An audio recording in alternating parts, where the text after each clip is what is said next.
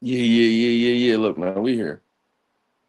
We're gonna go over some race relations, man. I want to start this video by saying, man, I'm somebody who I feel have great race relations. I talk to all types of people. Even the neighborhood I live in is like it's interesting, super diverse. And like I say, where I work, it's different. It's different people up there too, and we are on the verge of something special, y'all. We can really do America the way we want. We can really, I think, especially with let's really prepare for Trump leaving office because it could get a lot worse after he leave, or we can see what we saw and then move forward and make sure that we crossing T's, dotting I's, making sure that we teaching people and the youth the right way. There's been a lot of things happening politically, even with what they want to do in schools and curriculum and different things like that. So I just want to encourage everybody to understand that we can we can do what needs to be done in this era. Like we can raise the children right with all these mixed children and all these different things. They done brought segregation back. Like discrimination ain't illegal. Um, it's different things like that where like things can happen, but not if people acting accordingly and with dignity and respect and different things like that. I want to start this video off with one of the excerpts and then we're going to run through it. But one of the parts of the video is this man breaking down America and just having to deal with the consequences of its foundation. And the history is the history. I'm a man that believes in the scriptures and repentance and different things. And I do think if America as a whole get a repentant spirit, we'll get some grace, man. We can get this country going the way we want. But I don't know, went back too far. But we're gonna get back to these people. But I want to start with this dude because he put together some points that I think is real interesting in the way of looking at things and not just the manifestation of what's going on, but like how we got here.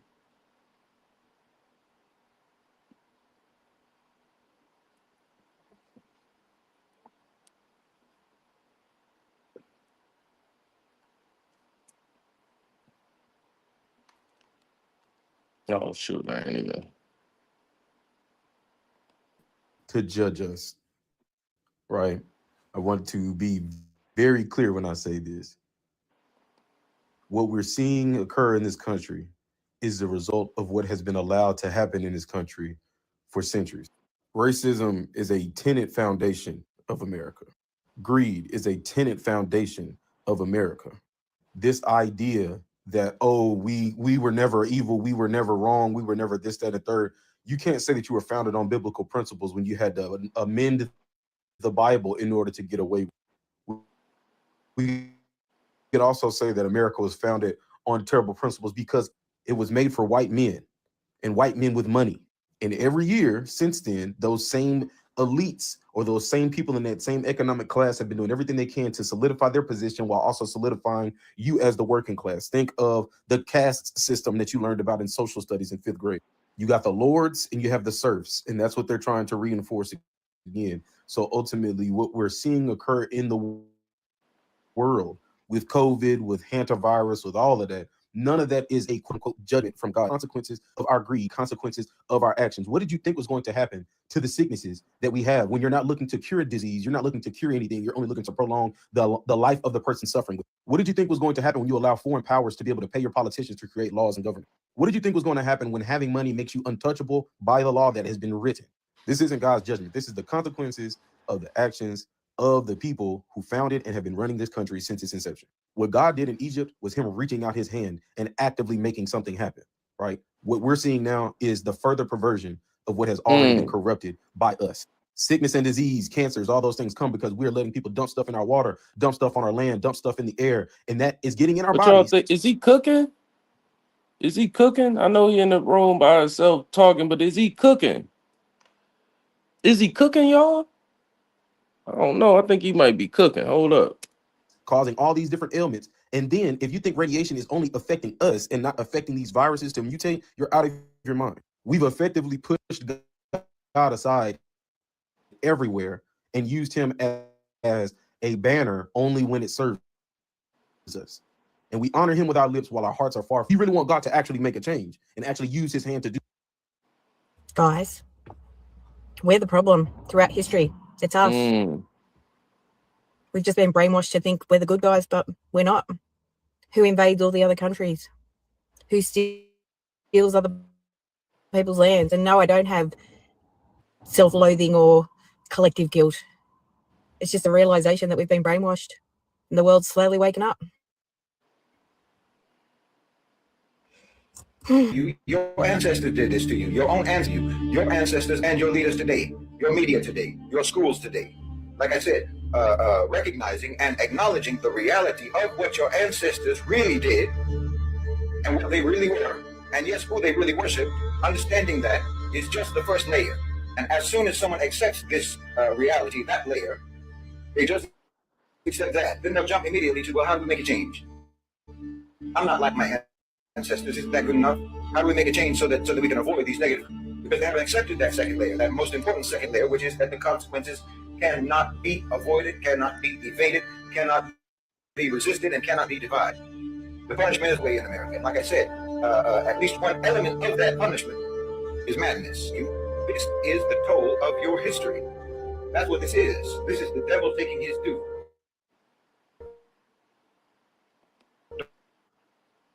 Don't you know your own folklore? Don't you know about those stories? Don't contradiction. Your ancestors sold you out for the sake of pomp and splendor in their day. They sold you out so they could sip their mint julep tea on the veranda of some great plantation house in the American South, while human beings were being whipped and being raped and being treated like animals. They sold you out so that they could have their steal their land and have their homesteads and their farms and their ranches soaked in the blood of Native Americans. They sold you out so that they could have the minerals and the oil and the gas and the gold and the diamonds from all around the world, from all around the global South, when colonized people were the ones digging those resources out of the earth for them, and then they themselves got buried in those same holes. That was the bargain. That was the deal that your ancestors made. You know, everyone thinks, or everyone says that America was built on stolen land by stolen labor. Yes, but I'm telling you that there's no such thing as stolen land. There's no such thing as stolen labor. There's only borrowed land. There's borrowed labor, and eventually you're going to have to pay for it. And your payment is coming due. There's no fix. Because when you think about trying to fix things, what you really mean is trying to figure out how to put off the inevitable consequences, and that's not going to happen. You can forget about that. You can't vote your way out. You can't policy your way out. You can't march or protest your way out. You can't virtue signal your way out. You can't even reparations your way out. The bill is due, and payment will be taken one way or another. And as I say, payment is already being taken right now. I'm telling you, the fate of America is sealed, and it was sealed over 400 years ago. You're just now reaching the end of that contract. You know, I said some time ago that Trump was actually hated in America and Europe during his first administration, everyone knows, but he was actually popular in the global South.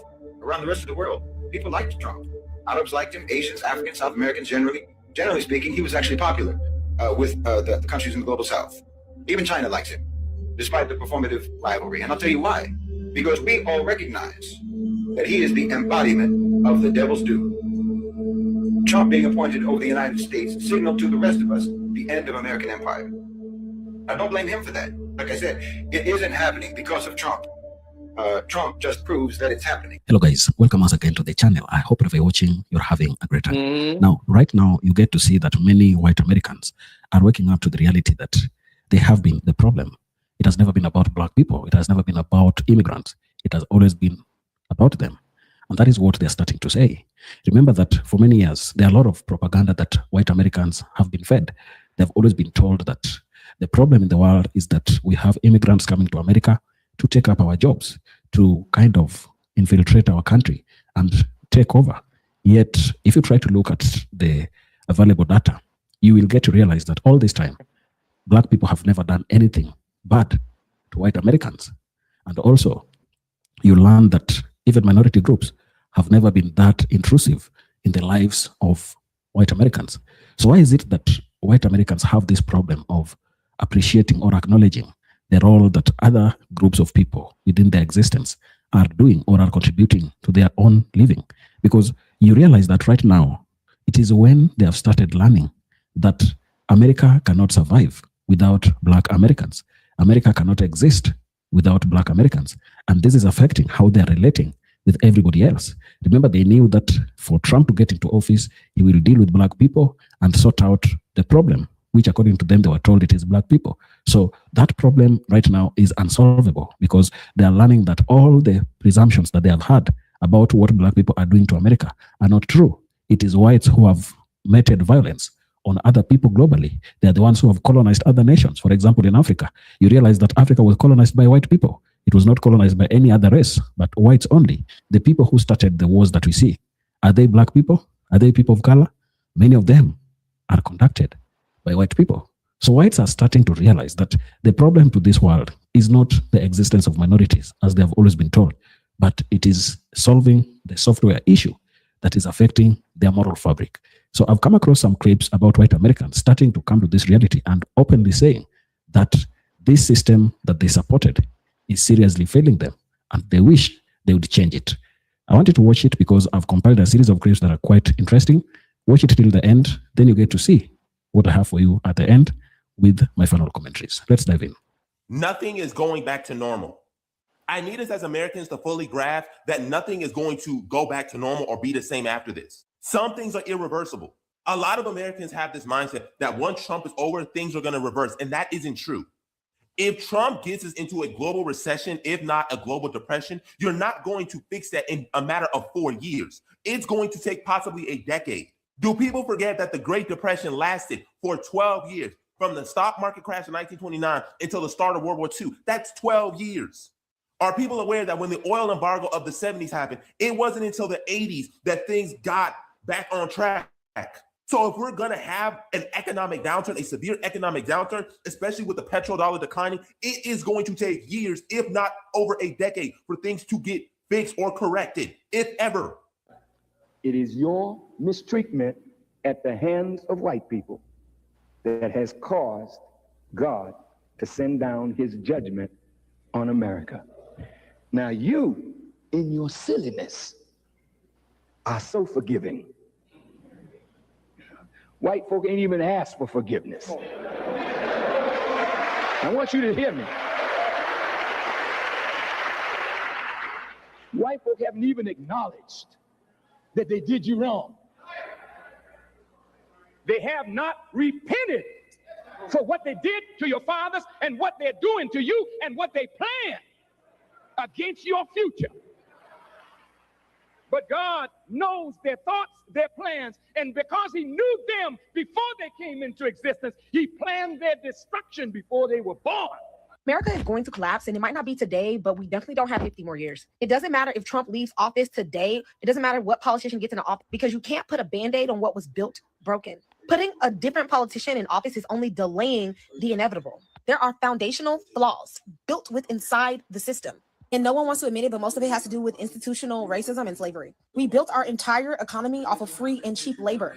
How long did they think that that was going to last? I mean, realistically, we have another 10 years max. If it wasn't for the pandemic, this could have went on maybe another 50 years. But because the pandemic put a strain on such an already flawed economy, it has put us back at least 20 years. It has taken 20 plus years off the American life system. It no longer can live. I mean, literally, there's nothing that can be saved. Nothing. Agriculture is going to die. I mean, look at what's happening with Nevada. The reason that Nevada's economy is going bankrupt is because it literally operated off of cheap Hispanic labor. Without cheap labor, they literally cannot have an economy. They cannot afford to pay white people to work because they know white people are going to demand a livable wage. Y'all can say whatever, but the entire system runs on defrauding people. I mean, just think about the prison industrial system, another form of cheap slave labor. It's the reason why Black people get arrested and convicted at higher rates than white people, because they need a class of people to abuse in order to keep the economy going. Our economy is systematically flawed. We are screwed no matter how many Band-Aids we put on it. There is no way that the economy won't eventually fail. So who cares if Trump is moving it forward? Because the slow burn is going to be a lot rougher than the immediate drop. I hate to be the guy to break the news to you, but there's no coming back from this. There's no coming back from this. We are at the point of no return. When the president of the United States sues his own government and has his own personal lawyer as the attorney general, who then awards him $1.8 billion to pay for insurrectionist traitors on January 6th, to pay for their legal fees. There's no coming back. We are absolutely cooked. Stick a fork in us. We are done, because 30 some odd % of this country, maybe more, still love this man, would die for this man. And he just took $1.8 billion. There is no law. There is no statute. There is no standard. There is no procedure. There is no protocol. There is no court. There is no filing. There is no anything that is going to stop this. This is so blatant. So blatant. It is in your face every single day. This may be one of the worst, most blatant things he has possibly done in front of the American people as president of the United States. We're done. We're cooked. America isn't special enough for God to judge us, right? I want to be very clear when I say this. What we're seeing occur in this country is the result of what has been allowed to happen in this country for centuries. Racism is a tenet foundation of America. Greed is a tenet foundation of America. This idea that, oh, we were never evil, we were never wrong, we were never this, that, and third. You can't say that you were founded on biblical principles when you had to amend the Bible in order to get away.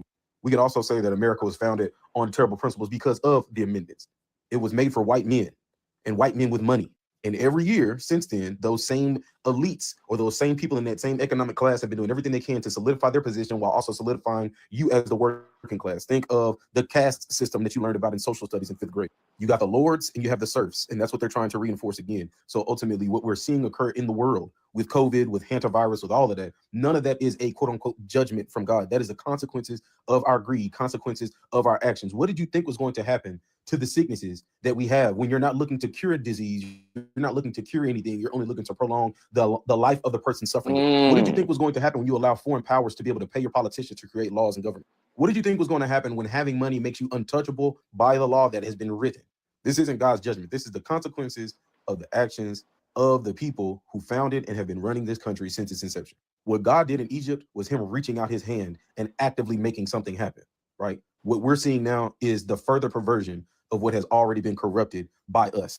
Sickness and disease, cancers, all those things come because we're letting people dump stuff in our water, dump stuff on our land, dump stuff in the air, and that is getting in our bodies, causing all these different ailments. And then if you think radiation is only affecting us and not affecting these viruses to mutate, you're out of your mind. We've effectively pushed God aside everywhere and used him as a banner only when it serves us. And we honor him with our lips while our hearts are far from him. So if we want things to be different in this country, if you really want God to actually make a change and actually use his hand to do something, the Bible has clear instructions for that. 2 Chronicles 7:14, if my people who are called by my name humble themselves and pray and seek my face and turn from their wicked ways, then I will hear from heaven, forgive their sins and heal their land. God is waiting on us to humble ourselves and pray and turn from our wickedness. God is waiting for us to rectify the stupidity that we have put in place and purge all of the evil that we've allowed to go on for so long. And no, I don't mean purge, then let's go in and start killing everybody. It's a posture of the heart that needs to change within government, what I was just saying. within local, within media, within every aspect of American culture. It needs to change. And in order for that to happen, people need to humble themselves and actually turn to the Creator. As far as what believers who are already saved need to do, we need to start being more active and participating in the American system to remove people who are using God as some kind of cover to go in and do evil things. More of us who are actually saved need to be participant in government. More of us who are actually saved need to be participant in local and federal government, as well as other positions of power. We need to take a hold of what God has already given us in salvation, in our understanding, and apply that for the betterment of the people who walk in this earth. But America is not special enough for us to be getting judged. The rest of the world is going through the same thing. It's just that we can't see it. Life in America literally feels like serving a death sentence. Well, you know I'm gonna say it. Yeah, you're being negative because you're living the American dream that does not exist. I don't know what you need to believe anymore. It does not exist. There's a reason that America feels cursed. From its beginning to its present, this so-called Christian nation has been drenched in blood, greed, and spiritual filth. What we're seeing today, the chaos, division, addiction, violence, it isn't random. It's divine consequence. As Allah subhanahu wa ta'ala says, corruption has appeared on land and sea because of what the hands of men have earned, so that he may let them taste part of what they have done, that perhaps they will return. Quran chapter 30, verse 41. America wasn't founded on freedom. It was founded on genocide and hypocrisy. Millions of Native Americans exterminated, their land stolen, their children kidnapped into Christian schools, where they were beaten, raped, and stripped of identity. The same people quoting the Bible used it to justify mass murder. Before the US even called itself a nation, it was burning women alive during the Salem witch trials, projecting its own evil onto others. They screamed about witches while committing acts far darker than any spell. They seek to extinguish the light of Allah with their mouths, but Allah will perfect his light. Quran, chapter 61, verse 8. What they call purity was actually paranoia, fear, and hatred, the very foundation of their empire. Then came Mormonism, born into the same soil, mixing Christianity with paganism, polygamy, and blood atonement. These were not fringe movements. They shaped US politics and culture, from manifest destiny to God bless America. The nation began to believe it was chosen by God to dominate others. That's not faith, that's arrogance. The Prophet Muhammad warned, arrogance is rejecting the truth and looking down on people. Sahih Muslim 91. And what's more arrogant than a nation claiming God gave it the right to rule the earth, just like Israel is doing right now, and its people, the chosen ones, the very same people running America. Just look at the culture. The United States produces more serial killers than any other country in history. Over 3,000 known cases. Hollywood glorifies cannibals, serial killers, and demonic acts. It celebrates sin as freedom. Even Netflix has turned human depravity into entertainment. This isn't coincidence. This is a mirror, a reflection of the nation's inner sickness. Then the hearts of those who disbelieved became hardened after that, like stones or even harder. Quran, chapter 2, verse 74. The same obsession with horror, violence, and death runs through its politics, its movies, and its streets. When a nation normalizes evil, Allah removes mercy from its heart. The American empire didn't stop at home. It expanded, invading, occupying, and toppling over 80 countries, from Vietnam to Iraq, from Iran to Libya. Millions of lives lost in the name of freedom. Their military doesn't defend, it dominates. They maintain over 750 military bases all across the world, controlling oil, currency, and governments through blood, and do not commit abuse on the earth, spreading corruption. Quran, chapter 2, verse 60. And yet they call Muslims terrorists. The biggest terror organization on earth wears a suit and waves a flag. Islam forbids everything America profits from: interest, pornography, gambling, intoxication, exploitation, and oppression. So they attack it. They bomb Muslim lands, invade other nations, steal resources, and brainwash their citizens to fear Islam. They demonize hijabs, but glorify nudity. They ridicule prayer, but worship money. They want to deceive Allah and those who believe, but they deceive none except themselves. Yet they perceive it not. Quran, chapter 2, verse 9. America doesn't hate Islam because it's violent. It hates Islam because it's pure, because it exposes the filth that they live in. Behind the American flag lies another flag, the Zionist one. For decades, Zionist lobby groups like AIPAC have dictated US foreign policy. Presidents come and go, but the alliance to Israel never changes. Billions of dollars are sent yearly while American cities decay, poverty rises, and children die from fentanyl. You see, many of them taking the disbelievers as allies. Evil indeed is that which they have sent ahead for themselves. Quran, chapter 5, verse 80. The same elite networks, banks, media, Hollywood, and tech promote degeneracy, destroying faith, and manipulate minds. Their goal, to make humanity forget God so they can play God. Have you noticed America's obsession with monsters, vampires, demons, and the apocalypse? It's not entertainment, it's confession. Its myths mirror its crimes, from witch hunts to cannibals to mass shooters. America creates monsters because it is one. It projects its own darkness onto screens so people never see it in the mirror. And thus we made the oppressors allies of one another because of what they used to earn. Quran, chapter 6, verse 129. Let's look at America now. Drowning in drugs, shootings, suicides, and debt. Its people no longer know right from wrong. They mutilate children, glorify sin, and call it progress. Its youth reject God, its leaders worship wealth, and its military serves Zionist greed. When we intend to destroy a town, we command its affluent ones, but they definitely disobey therein, so the world comes into effect upon it, and we destroy it with complete destruction. Quran, chapter 17, verse 16. That is what's happening right now. America is being destroyed, not by enemies abroad, but by the rot from within. The United States calls others terrorists, but it has terrorized the planet. It preaches morality while funding genocide.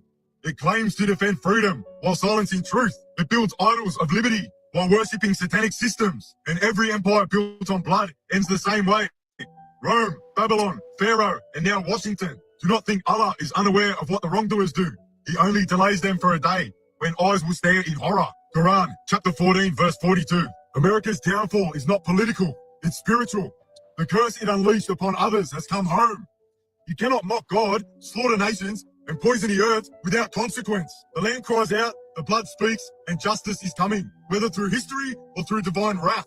And perhaps then the world will see that Islam was never the enemy.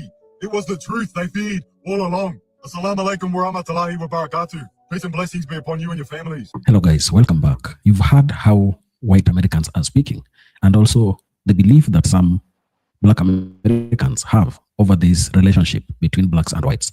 And one thing you will have to note is that there are a lot of people who are starting to see that the major cause of the challenges that we are going through globally are not even the existence of minority groups. We have had a lot of stories where people are told that the major cause of the problem the world is facing is that black people are taking over. But even if they take over, what harm do they pose to anybody? Because historically, there is no group of people that blacks have gone to attack, that blacks have gone to colonize. Blacks have always been busy with their own things. They are sorting out their own issues. But you realize that because of the desire for white domination of the world, they have always tried to kind of impose their existence to almost everybody who cares to listen. And that is where the problem begins. So why is it that you realize right now many people are starting to come forward to speak about the role white people have played in bringing down the global moral fabric as we know it? One of the key issues is systemic and institutional racism. We can say that without the segregation, without slavery, without Jim Crow laws that we saw in the United States, there can never be any institutionalized or legalized discrimination of any group. And the fact that the United States allowed itself to implement policies that were innately discriminative to a group of people, it already shows you the kind of character, the kind of mindset that the white power structures have over the existence of people of color in the United States. The fact that you've seen that there is systemic and institutionalized racism, that shows you that the system has never appreciated the existence of blacks. So you realize that we have power monopolies where historical legal frameworks such as segregation and apartheid explicitly concentrated political and economic power among white populations. And that is what they always want. They want to be the one in control. They want to be the ones who people run to pay homage. We also have intergenerational wealth within that same sector, where past discriminatory policies in housing, banking, and employment created wealth gaps that persist across generations today. When somebody comes to tell you that racism doesn't exist, do they take into account the intergenerational wealth that was built by taking advantage of black labor during the era of slavery and then using it to enrich only one group of people within the society, and that was whites? So when we start talking about the kind of challenges that black people have had to go through to be where they are today, some people are scared because they see that we are talking about a topic that is not friendly to them. The existence of white American dominance in almost every sector in America is a true reflection of what white power structures have desired all this time. So it is not rocket science to hear people complain about the existence of systemic and institutional racism. Another issue is Eurocentric cultural dominance, where Western values, aesthetics, and knowledge systems have historically been framed as the universal standard of progress and civilization. Whites have always wanted to take over everything, and that the norm that people adopt are their cultural beliefs, are their moral behaviors. And if you look at how they have engaged with minority groups, I wouldn't think there is any minority groups that would want to forget about their culture and adopt the white culture, especially Africans. But you realize that that is what they have succeeded in doing. They have taught us that we can never appreciate our culture enough. When you talk about how we used to treat people traditionally, that they termed as witchcraft, and therefore we were being told that those are outdated methods of engagement and we need not engage in such kind of things. So when you look at how things are happening, you will get to learn that white power structures have come to that realization that their time is coming. And while they thought they would dominate the world forever, a moment of reckoning is here with us. So much so that many of them are coming out to speak against a system that they supported, a system that they helped create, a system that they thought would favor them each and every time. It is not easy. Right now, we are looking at the challenges that America is going through. We are looking at the failures, the spectacular failures that Trump is putting on America. You'll get to see that white people who are voting in the pretext that they are voting for one of their own who will go to the White House and focus on supporting issues affecting them and only them. But what is happening right now? Trump has gone to office to focus and solve issues affecting the rich. That is why when you look at the wealth gain that the ultra-rich in the American society have achieved, many have become more wealthier. It means business is going on well for them. Trump began a war in Iran, a war that is very unpopular in America, a war that nobody ever wants to associate with. But that is how his life is formed. And that is what he believes needed to happen, without even considering that the servicemen who are being killed right now in different US bases in the Middle East are children who have their parents, who need to see their children come back. There is no parent who is proud that their child died in a war that in itself was not necessary in the first place. How many Americans are reeling from... I mean, look at my... All our stuff is everything we own. Everything we own. Americans 55 in Hawaii, food prices are rising at the fastest rate in years. Electricity is through the roof. Millions of people are losing healthcare. Hospitals are closing. Housing is unaffordable for many people. Something is breaking in America, folks, and it's not subtle anymore. Groceries are up 25% since 2020. Housing up 45%. Rent declared unaffordable in 98% of U.S. counties. People aren't downsizing. They're being priced out of existence. Right now, over 1.9 million Americans live in vehicles. That number has tripled since 2018, and it's climbing fast. Not because people want adventure, but because the system stopped working for them. The system is rigged. And the way the system gets rigged is that rich people rig the system for themselves. And that is exactly what's happening today with this bill and the 3 sets of crypto bills that are before Congress. The rich get richer, the poor get poorer. And the way they do that is by lobbying members of Congress, giving them campaign donations, mobilizing people in their districts to vote for scams like this bill. Because I've reached the part in this whole like class consciousness part where I'm just filled with the most impotent rage. And like, I'm talking that white hot, I need to sink my teeth and into something and scream kind of rage.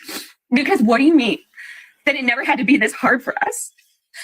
Like, what do you mean in other countries, they don't have to spend 20% of their paycheck on groceries?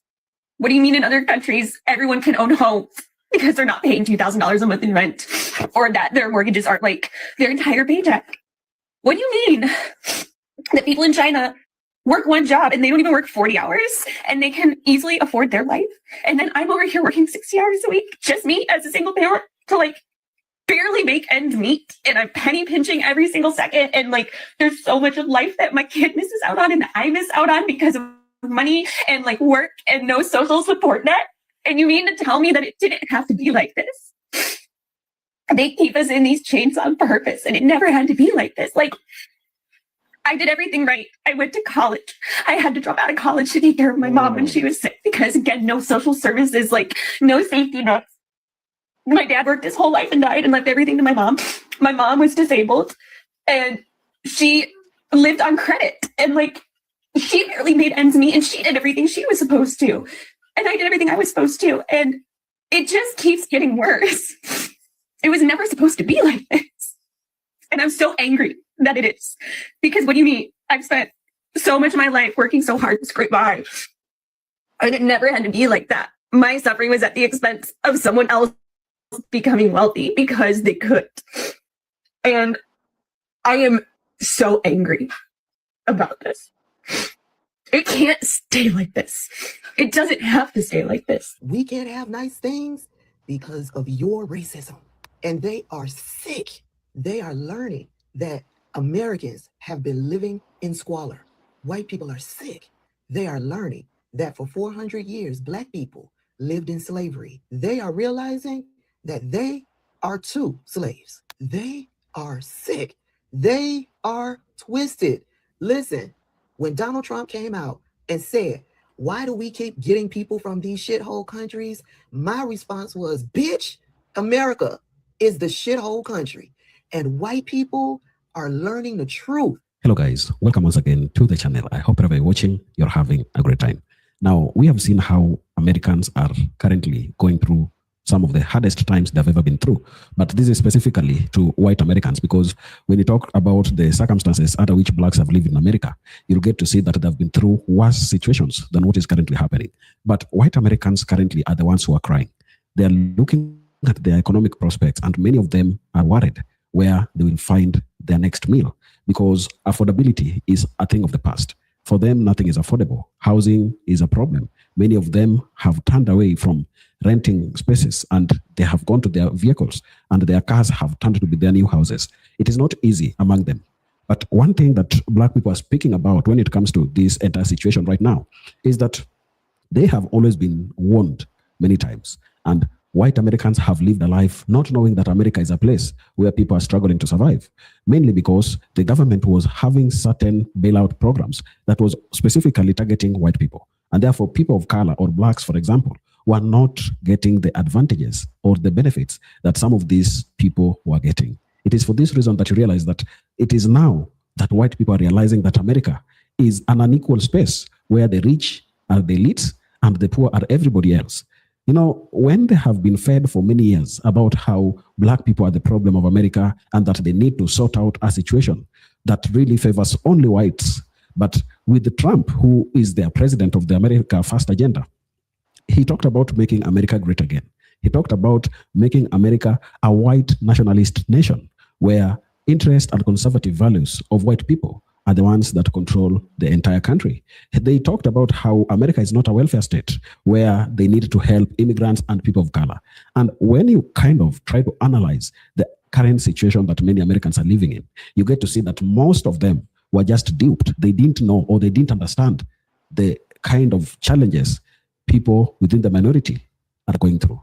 And right now, blacks are not even worried because for them, this is the life that they have lived. There is nothing new to them. It is just that even them as a people, they're also suffering. But it is not scaring or it is not a surprise to them because this is the life that they have had. This is the lived experiences that they have known. Even when economic situations are becoming tough, for example, to farmers, black farmers have never gotten any help from the government. Those who have been benefiting are only white farmers. And that is the situation that they are facing right now. You just heard the other day that 70% of American farmers are saying that they cannot afford fertilizer. What does that mean? It means America is falling. And that greatness that many people are talking about, even the one that Trump was promising, is not being achieved anymore. Here is a clip of white Americans speaking about this situation, and some blacks cared to respond to them and tell them a piece of their mind. Watch it. I shall come back in the end with my commentaries. But before we dive in, if you're coming across our channel for the first time, please consider subscribing, like the video, and share. FLAG stands for compassion, kindness, liberty, and justice for all. We're all human, and today I'm asking for one human act of compassion to please let my dad come home. Quick question. Did you think that the American flag stood for compassion and kindness when you voted for who you voted for? I voted for Trump, and I'm sorry. I'm uneducated. I grew up in public school system. I believed anything a teacher and a principal told me, and I didn't question it, and I walked in a straight line, and I didn't use critical thinking skills, okay? I didn't read Project 2025. I have a disabled child. We look at all our stuff is everything we own. Everything we own. I feel miserable. I have pneumonia. I just got released from the hospital last night. I've been in there for 4 days. I was sicker than a dog before I went. I called the ambulance. They wouldn't take me in. I made my in-law take me 2 days later because I felt like I was dying, literally dying, and I had pneumonia caused from all of the freaking trying to clean this stuff up to get out of here fast enough. That made me sick fast. I just sent my girls to go stay somewhere else so I can freaking try to deal with this and not be upset in front of them. They said they're trying to work with me for housing. I haven't even seen anybody about nothing for housing today. Nobody showed up. Nobody. And now there's a trash service going behind all of this. They just took all the RVs and the cars. They took one of our cars. I couldn't find the key this morning when I went to move it. They took that too. It's like we don't have enough taken from us out here. If we had anything, we wouldn't be here. If we had options, we wouldn't be here. Nobody wants to be out here like this. Because of all the rats out here on the levee, my RV got infested with them. They chewed through all my water lines. They chewed through all my electrical stuff. They chewed through my heater. So I had to move my kids into this little one temporarily so we can try to fix all the damages. And they didn't tag that one, but then they tagged my other one.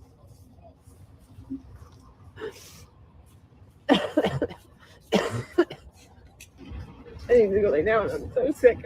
So sick. I've been out here all night trying to gather what I can so they won't take everything. Gotta explain to my girls that everything's gone again. So I live in Texas and I'm pregnant with my third baby. And I'm pro-life. I always have been. There is no greater gift on this earth than a child. But I'm kind of freaking out right now. And I'm starting to regret the way I voted, the way I've been thinking. And honestly, I'm scared for my life. I'm older, so this is a high-risk pregnancy. I had my first two babies, I did home delivery. I delivered them at home. It was painful, but it was no problems at all. This one, I'm older and it's high risk, so I had to go to a different doctor than I usually go. And she's, all the way in town. I'm in my greenhouse planting some vegetables. And I'm thinking about all these farmers that's losing the farms, all them white farmers. Not the black farmers, because we donating to them. You don't hear the black farmers crying the blues, but them white farmers, oh shit, they talking about they losing their farms now because of Trump. But they voted for Trump. But they losing their farms. Right. The black farmers, you don't hear them crying the blues, right? Here's the difference. See, they wasn't dependent on the government. When you depend on the government to take care of you, my daddy told me never depend on the government. Now, see, if they cut my little Social Security check, I ain't gonna say little, but because I can use that piece of coin that I worked for. You understand? I worked 32 years for my monies, for my coins. So it's mine.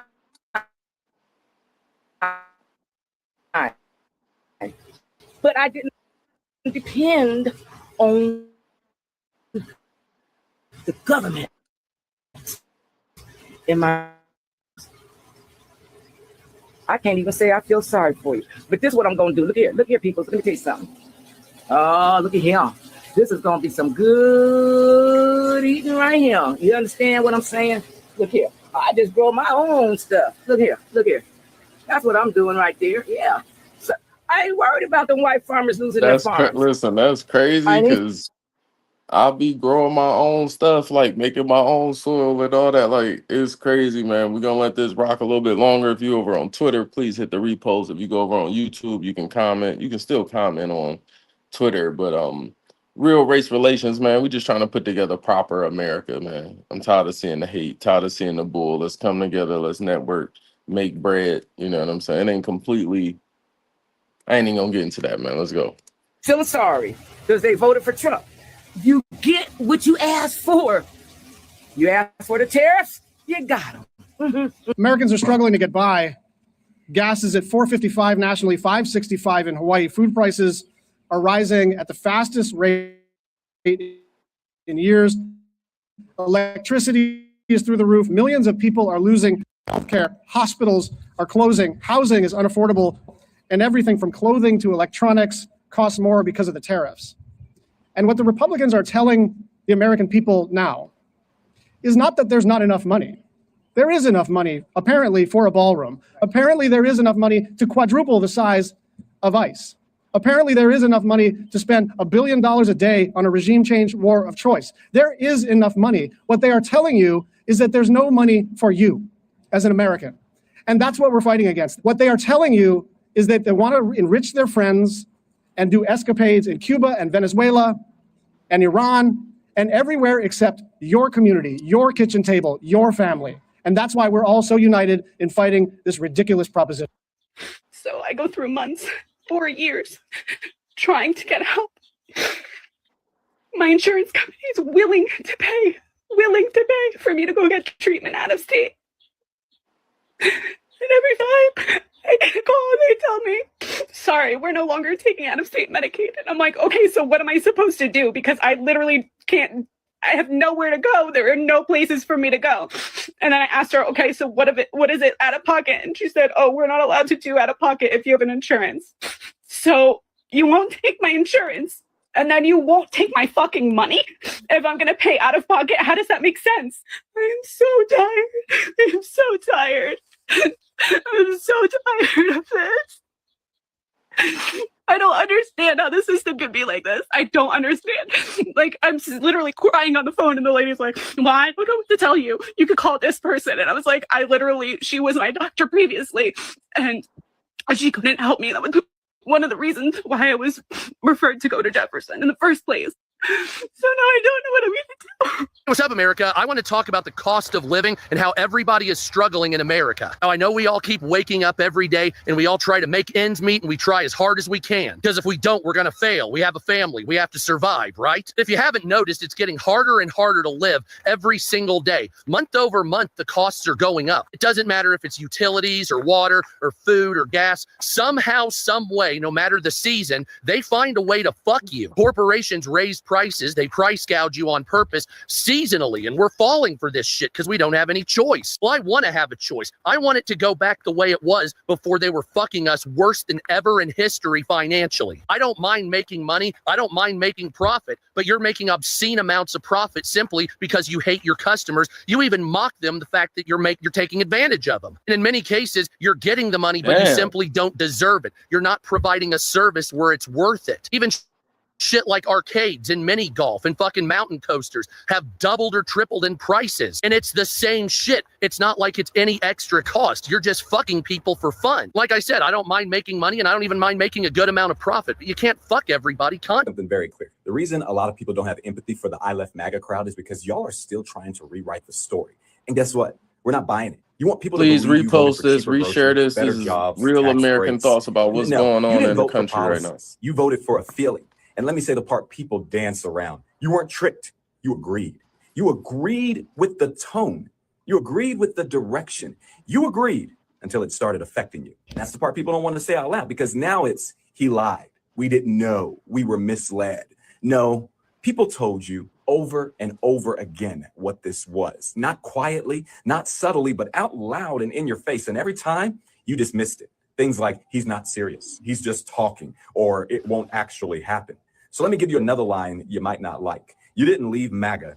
MAGA stopped working for you. That's why this feels different now. Not because something new was revealed, but because now it's uncomfortable. Now it's hitting closer to home, and now you're feeling it.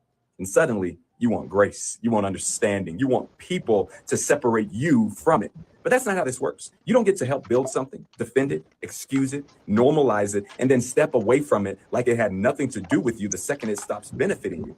That's not growth. That's convenience. Real growth sounds like, I saw it, I ignored it, but I chose it anyway. Until that level of honesty shows up, people are going to keep looking at you sideways. The system is rigged. And the way the system gets rigged is that rich people rig the system for themselves. And that is exactly what's happening today with this bill and the 3 sets of crypto bills that are before Congress. The rich get richer, the poor get poorer. And the way they do that is by lobbying members of Congress, giving them campaign donations, mobilizing people in their districts to vote for scams like this bill. Just 2 weeks ago, this Republican majority passed the largest tax break in American history for the wealthy. That bill, the big ugly bill, will make the rich in this country 4% richer, while it makes the poor in this country 4% poorer. And it does that by stealing your healthcare, stealing food assistance, stealing housing, and stealing the fundamental support programs that make it possible for working families to survive in this country. But guess what? Donald Trump doesn't care, because he's a con man. He's happy to tell you that he's going to save you money on groceries while the cost of groceries is going up at historic rates. Just yesterday, the Consumer Finance Index showed that the cost of everything is up. The cost of housing, the cost of groceries, the cost of basic consumer goods. And why is it going up? Because of Donald Trump's tariffs and the policies that he's pushing through this Congress. And now, as part of his larger crypto crime scheme, he is pushing to pass these 3 bills that, guess what, are going to make him richer and make the American people poor. That's what this is all about. Now, how are they going to rig this system? They're trying to pretend like this is a regulation bill. This is absolutely about deregulating the crypto market, dismantling protections for consumers, weakening oversight, massive loopholes for the worst possible actors like Donald Trump himself. And it would leave consumers unprotected, fraud unchecked. It would hurt and destabilize the economy. And yes, at the end of the day, it will hurt working families, because when the economy becomes unstable, guess who's okay? The rich. But who's not okay? People who are living on the edge. So it's important that we see this set of bills for what it is. It's a scam. It's an effort by those who want to take advantage of the financial system and hardworking Americans and your pensions and your paychecks and your investments and scam you. They want to scam you out of your money. They want to take it for themselves, and they're going to use Congress to do it. And every single one of these Republicans is going to be complicit in it. That's what's going on here. So folks need to wake up. Groceries are going up, housing is going up, healthcare is going up, and they're rigging the system for themselves. And we're here not only to— And while we're on task, go ahead and cancel Christmas. Go on and start that family chat and let them know that you're not exchanging gifts this year. Hopefully everybody in your family is on board. And I know you're thinking about the kids. Well, Facebook Marketplace. If you want to buy something for somebody, buy something small and local. You know, support a small retailer. But it's going to be Red Friday for these folks this year. Someone called it that in my chat. It says it's not going to be Black Friday this year. It need to be Red Friday. And I agree 100%. Hashtag Red Friday. But it's a good opportunity to teach your kids that freedom ain't free. And it's a conversation that need to be had because, you know, somebody going to have to sacrifice and we're going to have to fight for this shit. Your dollar is the only thing that rich people know about you. They literally don't care about you. They just want you to spend your money. So if you haven't heard, we are blacking out the system November 25th to December 2nd. I love this idea and I wish and I hope that everybody gets on it. Put in the comments where you're tuning in no from. restaurants, no events. We are not spending money at big box stores. We are not going to chain restaurants. We are not spending our money that entire week. That is Thanksgiving week, Black Friday, Cyber Monday. Y'all, the guys at Blackout the System did the math on how much losses major companies had. And this is just a few companies they were tracking. From September 16th through the 20th, when they were blacking out the system, there was a $47.24 billion loss. I'm going to say it, and I don't give a fuck who cries in the comments. White privilege is a lie. I didn't have parents who paid for college. I purchased my clothes from a place called Max 10, and I had a job at 12. I didn't take a vacation until I was an adult. I've been pulled over, and damn near every time I got the ticket. The legal system has screwed me so many times, I could start an OnlyFans. My dad still works a 9-to-5 job, so where was my head start in life? White privilege is the excuse black folks and white liberals made up so you can quit before you even start. It's your get out of hard things free card. It's absolute bullshit. You want facts, not feelings? Here you go. Blacks get into college with lower grades. Meanwhile, Asians get punished for being too good, and whites, we're somewhere in the middle. That's not privilege. That's a rigged scoreboard against hard work. I can't cry racism every time life punches me in the face. You fire somebody who's black for no showing a week straight, and suddenly it's racism. No, that's called consequences. How many times do you hear black people can't be racist? Yes, they can. Anyone can hate anyone. You can have black pride, you can have brown pride, but say white pride and you're labeled a racist. You want to talk slavery? Fine. Are we putting black slave owners on trial too? Or are we just making white people the villain because that's what fits the narrative? You scream about generational wealth while you're living in your grandma's paid off house that got handed down. Newsflash, 99% of America doesn't have generational wealth. White, black, brown, we got bills and we don't have no trust funds. White privilege is the ghost story you tell to avoid admitting your failures are your own. It's not privilege, it's envy. It's fucking victim mentality. It's delusion. You don't succeed because you're white, just like you don't fail because you're black. You win or lose by your own sword. Nobody's holding you back but yourself and your excuses. White pride doesn't exist. Period. End of story. Drop your comments below. Life in America feels worse for millions of people in 2025 for several different reasons. First of all, daily life just feels exhausting. People are working endlessly to make ends meet, and they're not even making ends meet. Households have to have 2 incomes to be able to pay the bills. And it's not enough if you're just even making $20 an hour anymore.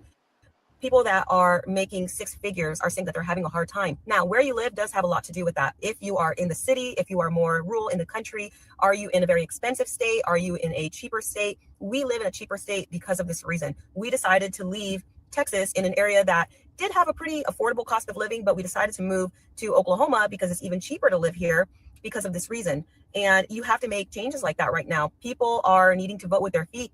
Originally, I'm from California, and we left there years ago because of what is happening with the cost of living, amongst a lot of other things that's going on there. Meanwhile, back at racism headquarters, check this out. I'm watching this video. I'm not sure how old it is, but it's about the white South Africans that are suffering in South Africa. They're, I guess they're at the bottom of the barrel right now, scrapping for food and clothing and stuff like that. Listen, I feel empathy for lots of things, but this one I don't feel empathy for. Because the lady that's running this, I don't know, she's running some kind of shelter or some kind of clothing, whatever. And she's like, this is terrible. We're fighting for our language. What the language are you fighting for? No one took your language from anybody. You have taken languages from everybody. Who took Dutch from you or English? What Africans took language from you? Where's the history of white people having their language taken from them?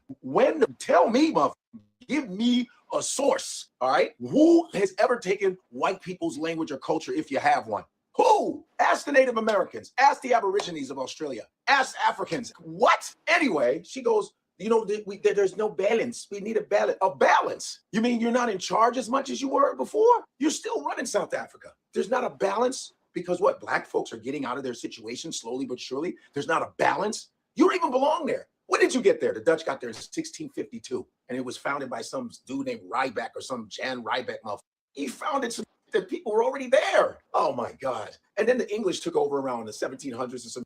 Basically, white folks have been there since the 1600s, man. And you're at the bottom of the barrel, man. And what you've done, apartheid, the treatment of Africans have been so atrocious. It's so twisted. You guys have a psychosis or a mental disease. Something is wrong, man. There's no balance. And they're crying racism, which they brought to Africa. Hey guys, let me know when I should feel sorry for these motherfuckers. Landlords, next time you're eating a big juicy steak, think of your poor tenants eating carbohydrates so they can pay their rent.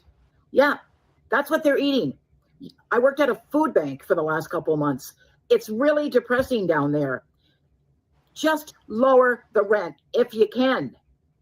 Just a couple $100, $100, $200 will put a lot of food in American families' homes and keep them from getting diabetes, which raises the welfare system. So come on, use your head. Hello guys, welcome back. You've heard the cries that white Americans are having.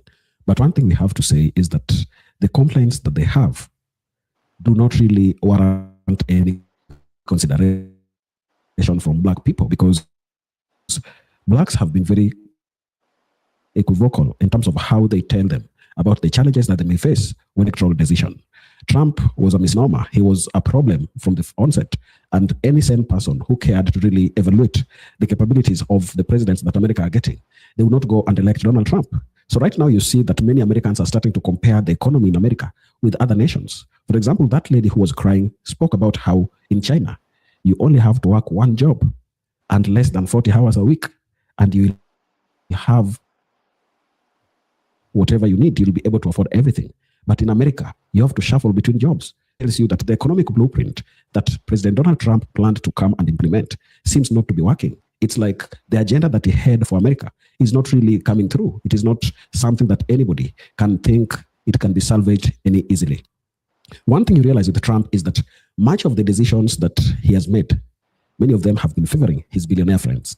And if you talk to billionaires, or if you try to read some articles speaking about the wealth increase in America, the people who have gained more, the people who have earned more throughout this tenure where Trump got into office after Joe Biden are billionaires. Right now, Elon Musk is a trillionaire. And that really tells you that the billionaire club is continuing to hold a grip of American economy.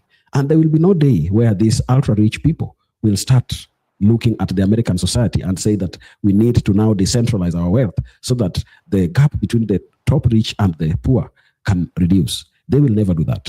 And one thing they always do very well is that they will always pick a candidate who they think aligns very well with the agenda. Once they pick that candidate, they will be focused on ensuring that policies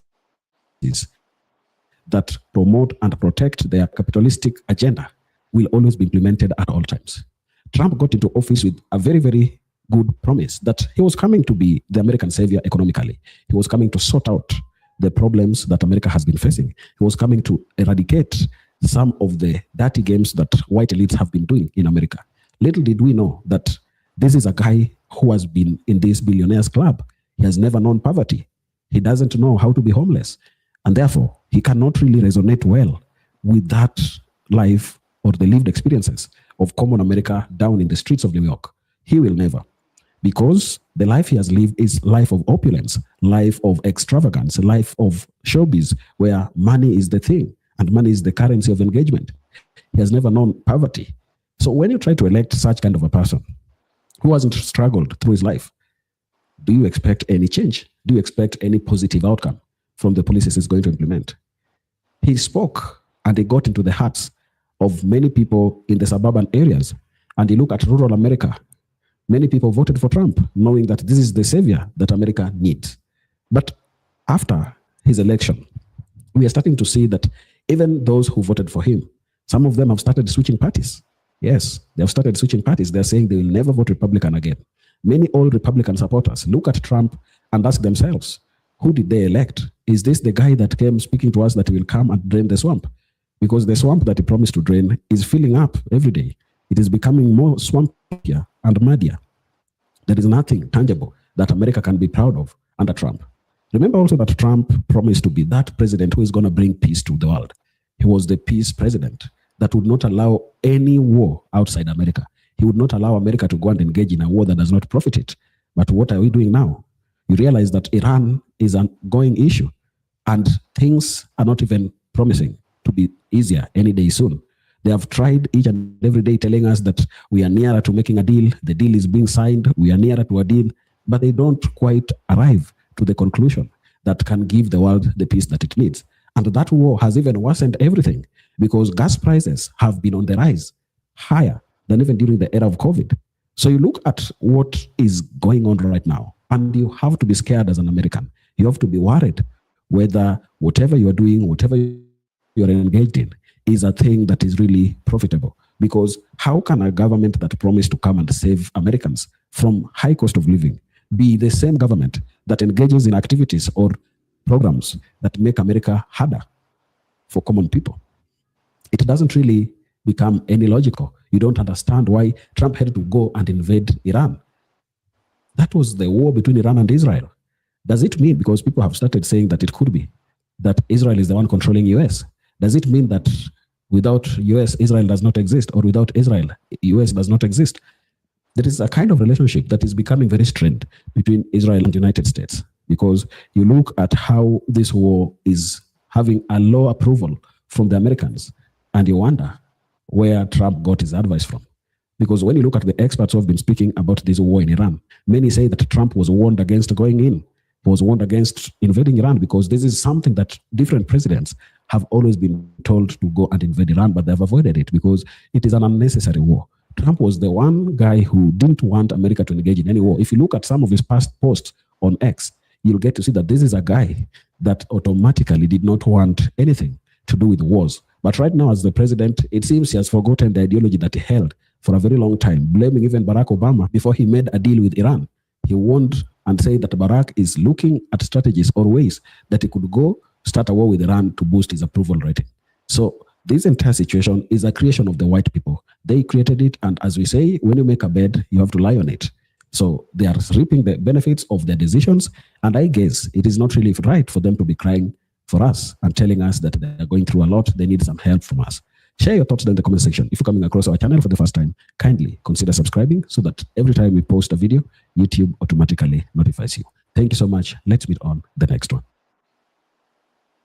I'm so jealous of black people. They're just good at everything. They're just naturally athletic. They pop out of the womb and they're already playing fucking football. If they get into a fight, doesn't matter who the other person is. Okay? I'm putting my money on the black person. They win every time. They got that beautiful chocolate skin that never gets burnt. They say they get sunburned. I've never seen it. Me, 5 minutes in the sun, it looks like I was thrown into a deep fryer. They've got waterproof hair. They come out of the water, their hair's the same as when they went in. Me, I come out of the water, I look like a cancer patient. Fast as fuck in every sport. I mean, when have you seen a white guy being the fastest? Maybe the Paralympics with the wheelchairs. Everything they do is just cooler. They've got good style, good taste in music. They can cook good. Girls always got cake. And me personally, I'm an ass guy, so all the black chicks hit my line. The guys, they've got fucking horse meat as big as my forearm. It's not fair. Leave some stuff for us. Fuck. What do we got? Hello guys, welcome once again to the channel. I hope wherever you're watching, you're having a great time. Now, right now, many white Americans are coming out to confess a truth that many black people have known for far too long. White people are saying that they're very jealous of black people. According to their studies and according to how they have observed black people, there are certain traits they are seeing in blacks that are making them very jealous and wishing they were blacks. You know, sometimes when you look at how some of white people try to be racist against blacks, you wonder whether they hate them or it is just some form of jealousy that they're trying to project in the form of hate. But if you look at the general sentiment that is surrounding how blacks and whites are relating, you will come to that one conclusion, that whites are always in the business of blacks just because of that jealousy they have for black people. There are certain things that whites are worried about when they see black people able to do them. For example, the melanin that black people have, they call it the black gold, the gold element in blacks. And this is making black people to have some superior tendencies that is far beyond what black people can achieve. They're looking at how blacks are achieving a lot of success when it comes to sports, fashion, culture, music, and many other things, sports, and a lot of things that are going on. So when white people look at blacks, they look at people, they wish they ever were like them. Because if it were blacks who are white, then it would still turn around. And look, man, I'm a wrap up there. We've been going at it about an hour. I'm gonna send this out to a lot of people. I'm interested to get the reactions from people in terms of what's being said. And I do know that sometimes in order to step out into new grounds, it do take some inspiration, or it take hearing somebody else like you say it first to, you know what I'm saying, make you really look at it and analyze it. This is for the sake of bringing people together. You know what I'm saying? I get the privilege and luxury of hanging with so many different types of people and having real great relationships, you know, with them, and not all just being Black or just being from my family. Even though I love my family, we kick it and we get, you know, y'all see I'll be posting, but this is for and moving forward, man. There's some people who have gotten their first, you know, mixed child in the family, and then there's some people who have, you know, married interracially, and I think some of these content people are providing a certain insight as to how things have changed now. Remember, we just started getting along and mingling 30, 40 years ago, legally, you know, and then with all of the, you know, some of the things, go back, look at some of the other things. I don't want to reiterate myself, but just some of the things in regards to redlining and banking and the original economy, which was talked about earlier in this video. Just get in the comments. Let me know what y'all think. It's gonna be, I'm gonna definitely do a comment highlight, you know, for some of the best comments, some of the best, you know, thought-provoking or conversation starter comments. So appreciate y'all. Shalom. Welcome to Real McCoy TV, where faith intertwines with daily life, empowering us to inspire positive change. Our mission is not just to share our story, but to uplift our community and celebrate authentic tales of faith and family. Journey with us and witness Cleveland's vibrant sports scene alongside heartwarming church events and cherished family moments, all showcasing our shared values. New content graces your screens every Tuesday, Wednesday, and Saturday evenings, making it easy to engage with us on this enlightening adventure. We invite you to be part of the Real McCoy experience. Whether you wish to call in, join discussions, or collaborate, your voice matters. Plus, support our mission through Cash App, GoFundMe, or Patreon. Together, we create a thriving community of faith and support where every contribution counts.